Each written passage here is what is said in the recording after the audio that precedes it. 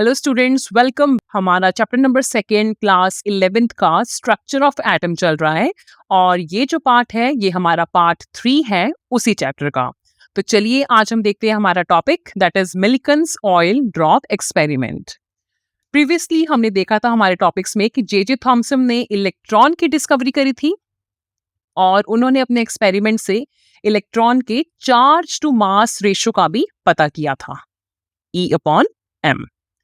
तो इसके कुछ टाइम बाद हमारे साइंटिस्ट रॉबर्ट ए मिलिकन और उनके स्टूडेंट हार्वे फ्लेक्चर के साथ उन्होंने एक एक्सपेरिमेंट के थ्रू इलेक्ट्रॉन के चार्ज के बारे में पता किया था और इसके लिए मिलिकन को in the year 1923 Nobel prize भी मिला था और उन्होंने इसकी वैल्यू जो दी थी वो दी थी 1.602 इंटू 10 की पावर माइनस 19 कूलम्स। कूलम आपको पता है ये चार्ज के यूनिट्स होते हैं, तो उन्होंने ये वैल्यू दी थी हमें और आप देख सकते हैं ये उनका एक्चुअल एक्सपेरेटस था जो उन्होंने यूज किया था to find out the value of charge on electron. तो चलिए अब हम देखते हैं उन्होंने इसकी वैल्यू एक्सपेरिमेंटली कैसे कैलकुलेट करी और जो आप अपरेटस देख रहे हैं हम इसकी डिटेलिंग के बारे में देखते हैं और इसके अंदर क्या क्या कंपोनेंट है उसके बारे में देखते हैं। तो आप देख सकते हैं यहाँ पे एक चैम्बर है ये और यहाँ पे इसके अंदर 2 हॉरिजॉन्टल प्लेट्स लगी हुई हैं, ये और ये वाली। और यहाँ पे आप देख पा रहे हो कि जो ये ऊपर वाली प्लेट है इसके सेंटर में उन्होंने यहाँ पे क्या किया हुआ है, होल करा हुआ है यहाँ पे। और यहाँ पे एक स्प्रे करने के लिए हमारे पास एटोमाइजर है ये वाला। और यहाँ पर जो कंटेनर है इसके अंदर क्या है, ऑयल, जो कि क्या है यहाँ पे ऑयल रखा गया है। जब हम स्प्रे करेंगे तो यहाँ पर ऑयल की छोटी छोटी ड्रॉपलेट्स यहाँ पे क्रिएट हो जाएंगी। आप देख पा रहे हो ये जो ऑयल की ड्रॉपलेट्स हैं छोटी छोटी। एग्जाम्पल के तौर पे आप एटोमाइजर को लिंक कर सकते हैं, जैसे परफ्यूम की बॉटल होती है हमारे पास, ठीक है, उसके अंदर क्या है, लिक्विड भरा होता है और जब आप उसको स्प्रे प्रेस करते हो तो उसकी छोटी छोटी ड्रॉपलेट्स बाहर निकलती है और हमें फ्रेग्रेंस सूंघने को मिलती है। ठीक है, आप उसको एग्जाम्पल के तौर पर लिंक कर सकते हैं एटोमाइजर को। और आजकल जैसे सैनिटाइजर की जो बॉटल्स हैं वो भी स्प्रे के उस पे आ रही हैं, तो आप उससे इसको लिंक कर सकते हैं, तो आपको समझ आ गया होगा। तो यहाँ पे क्या है, इस छेद से जो कुछ ड्रॉपलेट्स जब हमने यहाँ पे क्रिएट करी तो उससे वो क्या हुई, कुछ ड्रॉपलेट्स नीचे की तौर यहाँ पर आ गई, ठीक है, इस चैम्बर में गिर गई यहाँ पर आके इधर वाले में। ठीक है, आप इसको डिफरेंशिएट कर सकते हो, ये चैम्बर नंबर 1 हो गया, जस्ट टू डिफरेंशिएट ये चैम्बर नंबर 2 हो गया। ठीक है, यहाँ पे स्प्रे करने के बाद जो ड्रॉपलेट्स नीचे आई चैम्बर नंबर 2 में आ गई यहाँ पर। ठीक है, और यहाँ पे एक हमारे पास टेलीस्कोप लगा हुआ है, ये वाला आप देख पा रहे हैं, यहाँ पे टेलीस्कोप लगा हुआ है जिससे कि जो ऑयल ड्रॉप्स हैं उनकी हम मोशन को अच्छे से ऑब्जर्व करें, तो इसलिए ये टेलीस्कोप लगाया हुआ है। तो यहाँ पर एक और कंपोनेंट अटैच्ड है, दैट इज एक्सरे रेडिएशंस, जहां से पास होती है यहाँ पे, ठीक है, इस वाले चैम्बर में। तो इससे क्या होता है, जो हमारे पास ऑयल ड्रॉपलेट्स हैं वो क्या होती है, आयनाइज्ड, उन पे मतलब क्या होता है, नेगेटिव चार्ज आ जाता है वाटर ड्रॉपलेट पे ड्यू टू इलेक्ट्रॉन्स जो कि प्रोड्यूस कहाँ से हो रहे हैं, by X ray radiations and ionisation process जो उनका हो रहा है। तो जब ऑयल ड्रॉपलेट इस चैम्बर में आ जाती हैं यहाँ पे, तो उन पे क्या होता है, इलेक्ट्रॉन्स उस ऑयल ड्रॉपलेट्स के साथ चिपक जाते हैं और जिसकी वजह से ऑयल ड्रॉपलेट्स पे नेगेटिव चार्ज आ जाता है यहाँ पे। ठीक है, तो अब क्या है कि अगर हम एक्सटर्नल वोल्टेज सोर्स इसका यहां से अटैच कर दें पॉजिटिव टर्मिनल ऊपर वाली प्लेट के साथ, ठीक है, पॉजिटिव टर्मिनल ऊपर वाली प्लेट के साथ और नेगेटिव टर्मिनल नीचे वाली प्लेट के साथ अगर हम अटैच कर दें यहाँ पे, तो फिर क्या देखा, इनको आपस में जब हमने जोड़ दिया तो क्या देखा कि जो ऑयल ड्रॉप को ऑब्जर्व किया गया जो है वो कभी ऊपर की ओर जा रही है ऑयल ड्रॉपलेट, तो कभी नीचे की ओर आ रही है, उसकी मोशन ऐसे चल रही है, कभी ऊपर कभी नीचे, कभी ऊपर कभी नीचे। ठीक है, और जो ये क्या हो रहा है, क्योंकि ऊपर की जो ओर जा रही है वो क्या है, due to the influence of electric field की वजह से वो ऊपर की ओर जा रही है और जो उसपे फोर्स लग रहा है वो क्या है, इलेक्ट्रॉन की वजह से लग रहा है फोर्स ऑन द ड्रॉपलेट। वो क्या होगा आप मुझे बता सकते हैं, that is F is equal to QE, क्योंकि हमने डिस्कवरी ऑफ इलेक्ट्रॉन में भी किया था। ठीक है, तो आप देख पा रहे हैं क्यों क्या है, चार्ज, और E क्या है हमारे पास, इलेक्ट्रिक फील्ड। और जो ड्रॉप नीचे की तरफ जो जा रही है यहाँ पे, जो नीचे की ओर जा रही है वो किसकी वजह से जा रही है, due to force of gravity, that is gravitational force और जो उसकी वैल्यू है वो क्या है, F is equal to mg। ठीक है, m है मास ऑफ द ड्रॉपलेट और g क्या है, ग्रेविटी, ग्रेविटेशनल कांस्टेंट।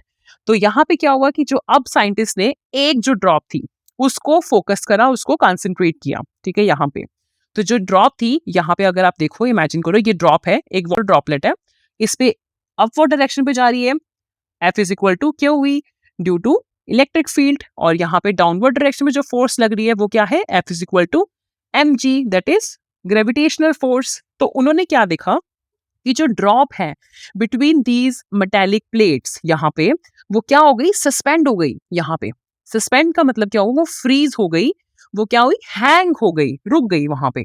ठीक है, और यहाँ पे क्या हुआ, सस्पेंड वो क्यों हुई, for a particular value of electric field, कि जो फोर्सेस लग रही है यहाँ पे, दैट इज ये वाली जो मैंने आपको दिखाई, यहाँ पे ये जो फोर्सेस लग रही हैं अपवर्ड डायरेक्शन में इलेक्ट्रिक फील्ड की वजह से, डाउनवर्ड डायरेक्शन में ड्यू टू ग्रेविटी की वजह से, ये दोनों आपस में क्या हो जाती है, इक्वल हो जाती हैं यहाँ पे। ठीक है, इक्वल हो जाती है, इसका मतलब क्या है कि जो नेट फोर्स है वो क्या है, जीरो हो जा रहा है, ये वाला जीरो हो जा रहा है। और नेट फोर्स जब जीरो होने की वजह से इस ड्रॉपलेट पे एक कांस्टेंट वेलोसिटी या स्पीड आ जा रही है यहाँ पे। ठीक है, और इस कांस्टेंट वेलोसिटी को हम बोलते हैं टर्मिनल वेलोसिटी। इसको जो वेलोसिटी अटेन करी इसने वो क्या हुई, टर्मिनल वेलोसिटी। ठीक है, अब टर्मिनल वेलोसिटी क्या होती है, अब हम वो देख लेते हैं एक बार।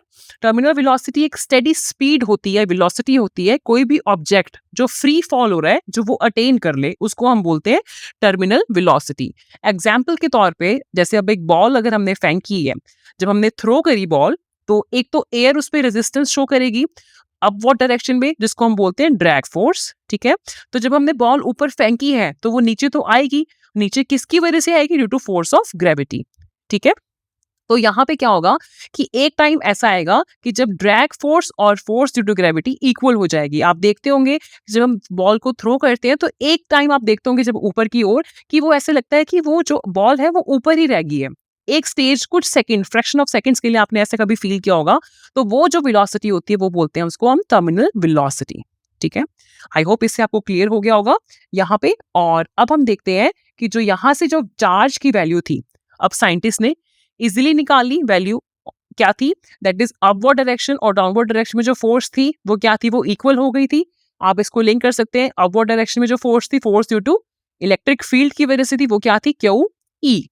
और डाउनवर्ड जो फोर्स थी वो किसकी वजह से, due to force of gravity, that is F is equal to mg। अब इन दोनों को अगर हम इक्वल करेंगे, क्यू क्या है, चार्ज है इलेक्ट्रॉन के ऊपर, ई क्या है, इलेक्ट्रिक फील्ड है, एम क्या है, ड्रॉपलेट का मास है, और जी क्या है, हमारे पास ग्रेविटी की वैल्यू। ठीक है, तो यहाँ पे अगर हम इसको इक्वल कर देंगे, Q E is equal to M G, तो यहाँ से क्यू की वैल्यू निकाल सकते हैं, Q is equal to M G upon ई।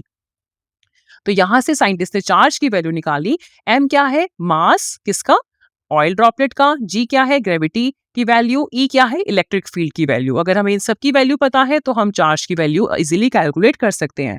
और यहां से जो उन्होंने चार्ज की वैल्यू निकाली, वो जो निकाली थी वो क्या थी, 1.6 इंटू 10 की power -19 coulombs, Q is equal to this. तो उन्होंने इसी फॉर्मूले से चार्ज की वैल्यू निकाली, यहां से हम इजीली कैलकुलेट कर सकते हैं।